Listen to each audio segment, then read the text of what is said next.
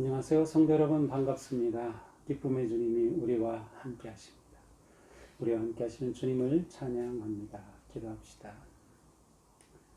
주님의 이름을 찬양합니다. 저희들을 사랑하시고 구속하시고 또 하루의 일상의 삶 속에 인도하시고 함께 하심으로 저희들의 삶의 길을 늘 생명으로 이끌으시는 주님, 오늘도 주님의 말씀을 기대하며 또 주님을 사모하며 주님의 임재 앞에 섭니다. 이 시간 주님의 놀라우신 은총과 사랑으로 저희들을 새롭게 해주시고 주님의 말씀으로 저희들을 깨우쳐 주시옵소서. 예수님 이름으로 기도합니다. 아멘. 네, 오늘 말씀은 누가복음 8장 1절에서 15절입니다. 그 후에 예수께서 각 성과 마을에 두루 다니시며 하나님의 나라를 선포하시며 그 복음을 전하실새 12 제자가 함께하였고 또한 악귀를 쫓아내심과 병고침을 받은 어떤 여자들 곧 7 귀신이 나간 자 막달라임이라 하는 마리아와 헤롯의 청지기 구사의 아내 요한나와 수산나와 다른 여러 여자가 함께하여 자기들의 소유로 그들을 섬기더라. 아멘. 자, 일단 여기까지 보겠습니다. 1절부터 3절인데요.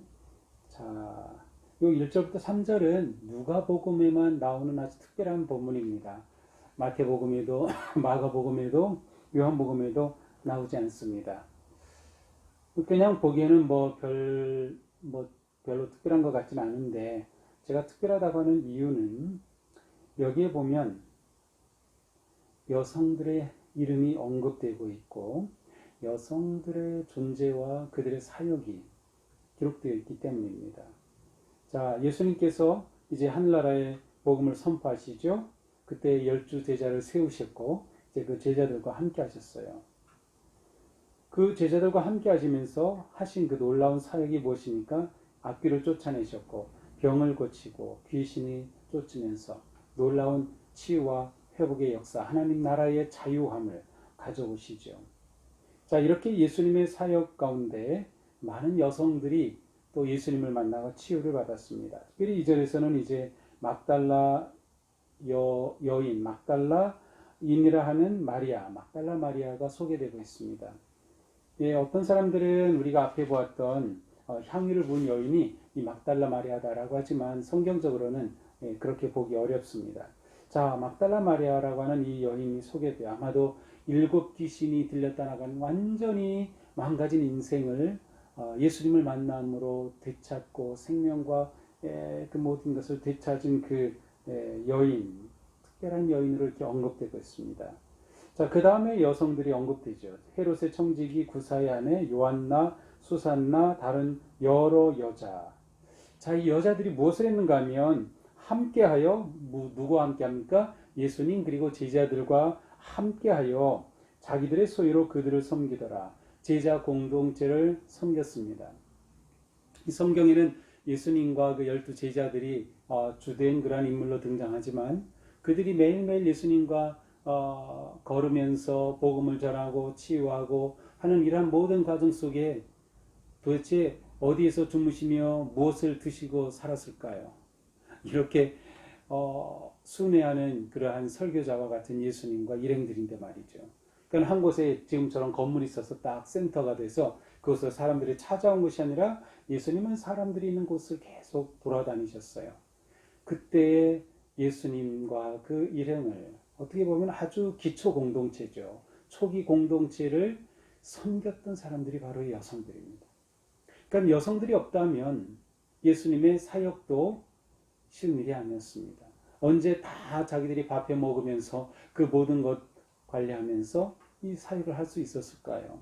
자, 이렇게 본다고 하면 이 여성들이야말로 정말 소중한 예수님의 진정한 제자, 어떻게 보면 숨어있는 참 제자들이었다고 할 수 있습니다. 누가는 그거를 놓치지 않았어요. 누가는 바로 그 사실을 이곳에 기록함으로 여성들이 예수님의 복음 사역에 얼마나 중요한 역할을 감당했는지를 보여줍니다.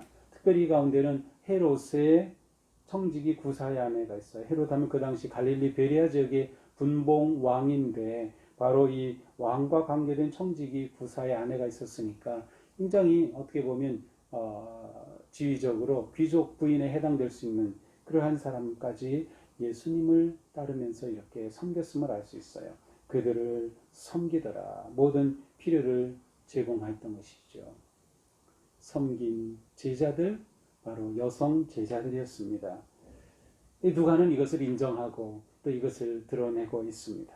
자, 그 다음에 이제 우리가 잘 아는 네 가지 땅에 떨어진 씨의 비유입니다. 예수께서 나와서 큰 무리를 보시면서 비유로 말씀해 주셨습니다. 5절, 씨 뿌리는 자가 씨를 뿌리러 나갔다. 가서 씨를 뿌리니까 어떤 씨는 길가에 떨어져서 그 길가에 떨어진 씨는 공중의 새들이 금방 와서 먹어버렸다.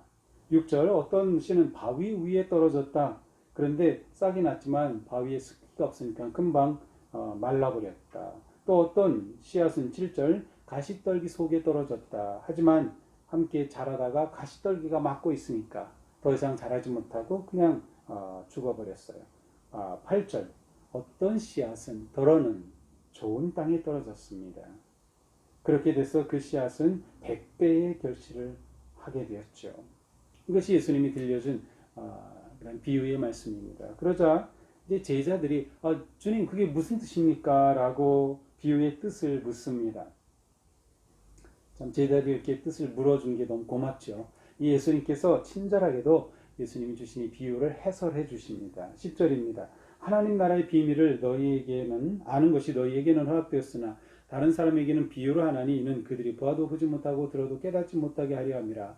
이 완악한 세대가 진리이신 생명이신 복음이신 예수님을 오셨지만 깨닫지 못하고 있어요. 하지만 너희들에게는 이것이 비밀과 같이 열려진다라고 하시면서 이 뜻을 해석해 주십니다. 이 비유는 이러하니라. 11절, 씨는 하나님의 말씀이요 농부가 씨 뿌리러 갔을 때 씨는 하나님의 말씀입니다. 자, 어떤 씨는 먼저 길가에 떨어졌죠. 길가에 있다는 것은 말씀을 들은 자이지만 마귀가 와서 그들이 믿어 구원을 얻지 못하게 하려고 말씀을 마음에서 빼앗아갔다. 길가에 떨어진 씨는 새들이 와서 먹어버렸어요. 마귀가 사탄이 하나님을 믿고 구원을 받은 것을 막으려고 얼른 그 씨앗을 마음에서 빼앗아 가버린 거예요. 무슨 방법으로 빼앗아갔는지는 설명해 주지 않지만 사탄이 그렇게 와서 빼앗아갔다. 두 번째, 바위 위에 떨어진 씨앗.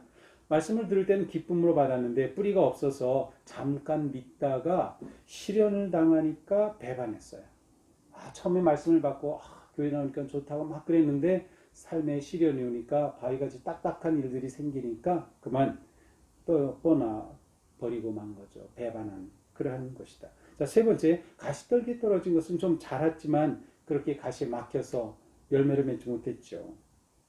말씀을 들은 자인데 이생의 염려, 이 살아가는 삶의 염려, 재물, 향락에 막혀서 결실하지 못한 것이다. 하지만 마지막, 좋은 땅에 있다는 것은 착하고 좋은 마음으로 말씀을 듣고 지키어 인내로 결실하는 자니라. 하지만 좋은 땅에 떨어진 씨앗이 있는데 그 씨앗은 말씀을 듣고 지키어 인내로 결실하게 되었다. 그래서 결실하는 잔이라 사람에 비유하고 있어요. 자, 그러니까 네 가지 종류의 밭이라기보다는 네 가지 종류의 땅에 떨어졌습니다. 이 네 가지 종류의 땅은 사람의 마음을 의미하고 있어요. 사람의 마음 상태죠. 그래서 예수님께서는 사람의 마음의 상태에 따라서 생명의 씨앗을 받지만 그 씨앗이 열매 맺기도 하고 열매 맺기 전에 다 쓰러져 버리기도 하는 비유로 들려주십니다. 자, 이 말씀을 보면서 일단 씨앗은 하나님의 말씀이라고 했어요. 자, 씨앗은 똑같이 생명력이 있습니다. 똑같은 씨앗이었어요. 그런데 씨앗이 어디에 떨어졌느냐에 따라서 결과가 달랐습니다. 길가에 아니면 바위 위에 가시덤불에 떨어진 씨앗은 열매 맺지 못하고 쓰러져 버렸지만 좋은 땅에 떨어진 옥토라고 하죠. 옥토에 떨어진 좋은 땅에 떨어진 씨는 100배의 열매를 맺게 되었다. 자, 우리는 말씀을 받을 때 말씀은 똑같은 생명력이 있지만 그 말씀을 받는 사람의 마음에 따라서는 완전히 결과가 달라짐을 생각해 볼 수 있어요. 네 가지 종류의 밭이 있었죠. 길가에 떨어졌다. 사탄이 빼앗아가 버렸어요. 사탄에게 이 사람은 그 마음을 허용해 준 거예요. 사탄이 들어와서 그것을 빼앗아가 버린 거죠. 교회 가고 또 설교를 듣고 말씀을 듣는 것에 대해서 괜한 이유도 없는 반감이 생기게 되고 뭔가 의심이 생기게 되고 하면서 그냥 빼앗기고 말았어요. 말씀이 마음에 뿌리를 내릴 여지도 없이 그냥 빼앗아 버린 거죠. 이것은 사탄의 지배를 받는 마음이라고 할 수 있어요. 사탄이 지배를 받으면 사탄은 계속해서 생명의 말씀이 들어오는 것을 막아내죠. 우리가 복음을 전할 때에 이 사탄의 지배 가운데 있는 영혼들은 이 복음을 아주 강력하게 그냥 받아냅니다. 던져버립니다. 막아죠. 받아들일 생각을 하지 않아요. 자, 두 번째, 바위에 떨어졌다. 단단한 곳에 떨어지다 보니 습기가 없어서 뿌리 내릴 그러한 기회를 잡지 못했어요. 마음이 굳으면, 마음이 단단하면, 이 마태복음에서는 돌밭이라고 되어 있어요. 그래서 마음에 돌이 가득하면 그곳에 말씀의 뿌리가 내릴 수 없다.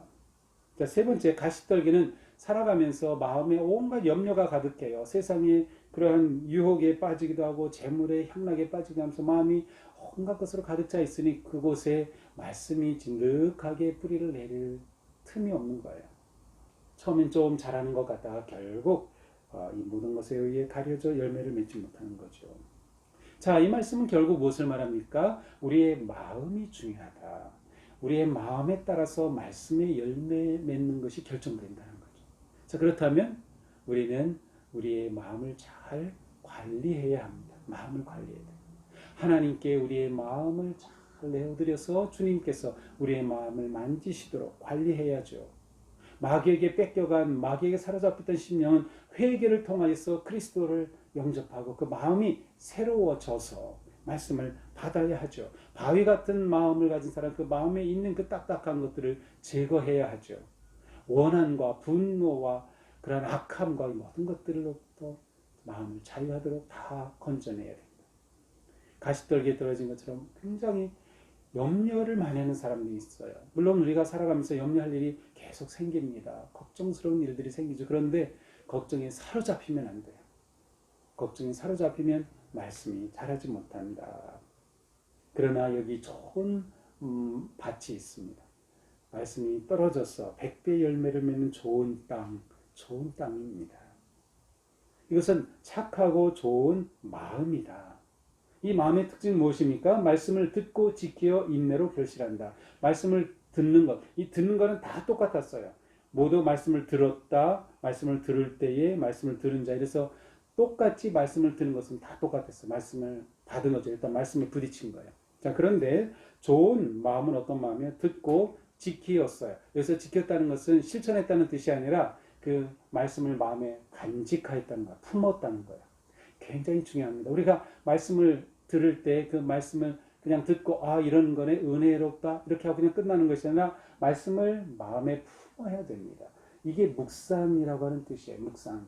말씀을 계속 씹는 거죠. 그 소가 되새김질하지 말씀을 계속 내 마음에 말씀을 간직하는 거예요. 이 말씀이 간직하면 습기와 수분을 받아서 뿌리가 나기 시작하고 자라게 되고 결국 열매 맺게 되죠. 그래서 인내로 결실합니다. 마음의 변화, 마음의 성숙은 시간이 필요합니다. 또한 열매는 시간이 걸린다. 그럼 우리가 인간관계 속에서 또 내 자신을 볼 때 또 새해가 되고 그랬을 때 작년이나 나 올해나 변화된 것 같지 않고 정말 나의 그냥 이 모습 그대로인 것이 너무나도 안타깝고 부끄럽게 여겨질 때도 있죠. 그런데 나도 모르게 조금씩 변화되고 있다. 인내함으로 우리는 열매를 누리게 된다. 그래서 우리가 너무 포기하지 말자. 너무 일찍 포기하면 우리의 열매를 볼 수 없는 거죠. 또 한편으로는 이렇게 좋은 땅에 떨어진 씨, 이 당시에 씨를 뿌릴 때 씨는 여러 곳에 떨어질 수밖에 없어요. 그럼에도 불구하고 좋은 땅에 떨어지는 씨가 있다는 거죠. 좋은 땅에 떨어지는 씨가 있다. 그 말은 수고가 헛되지 않다는 거예요. 우리가 믿음의 삶을 살아갈 때 결코 수고가 헛되지 않다. 어떤 것들은 다 잘못되고 헛되고 열매 없이 그냥 그렇게 지나가는 것 같지만 좋은 땅에 떨어지는 씨앗이 반드시 있다. 그리고 그 씨앗은 열매를 맺는다. 그래서 우리는 부정적이고 잘못된 것으로 인해 절망하지 말고 좋은 곳에 떨어진 씨는 열매를 맺을 것을 신뢰하면서 우리가 긍정적인 기대와 믿음을 가지는 것이 필요합니다. 좋은 땅에 떨어지는 씨는 반드시 있다. 우리가 이 믿음을 가진다고 하면 우리는 끊임없이 우리의 마음을 잘 가꿀 것입니다. 좋은 옥토로 우리 마음을 가꾸고 또 그 옥토에 말씀이 뿌려지고 그 말씀 우리가 잘 품어서 그 말씀이 자라고 열매를 맺을 때 우리 삶은 정말 풍성한 삶의 열매, 마치 갈라디아서 5장에 나오는 그러한 성령의 9가지 열매와 같은 그런 놀라운 열매가 우리 삶에 가득 풍성하게 맺히는 그런 복된 삶이 될 것입니다. 오늘 말씀 우리가 기억하면서 내가 내 마음밭을 어떻게 오늘 관리하고 다스릴까? 내 마음이 옥토 같은 마음 되기를 기대하면서 오늘 하루 성령님의 인도하심 속에 말씀이 간직되고 또 말씀이 열매로 맺는 복된 하루가 되기를 주님의 이름으로 축복합니다. 기도합시다. 하나님 감사합니다. 오늘 말씀을 통해서 좋은 땅에 뿌려진 씨앗은 반드시 열매를 맺는다는 희망의 말씀을 보았습니다. 주님, 저희가 저희 마음을 잘 돌보고 관리할 수 있도록 지혜를 주시고 또 성령님께서 저희 마음을 감동시켜 주셔서 말씀이 뿌리를 내리고 열매를 맺는 삶 되도록 인도하여 주시옵소서. 오늘 하루도 주님께 의지하고 맡깁니다. 말씀이 이끄는 삶, 말씀대로 세워지는 복된 하루가 되게 하여 주옵소서. 예수님 이름으로 기도합니다. 아멘. 네, 오늘도 주님 은혜로 복된 하루가 되기를 축복합니다. 사랑합니다.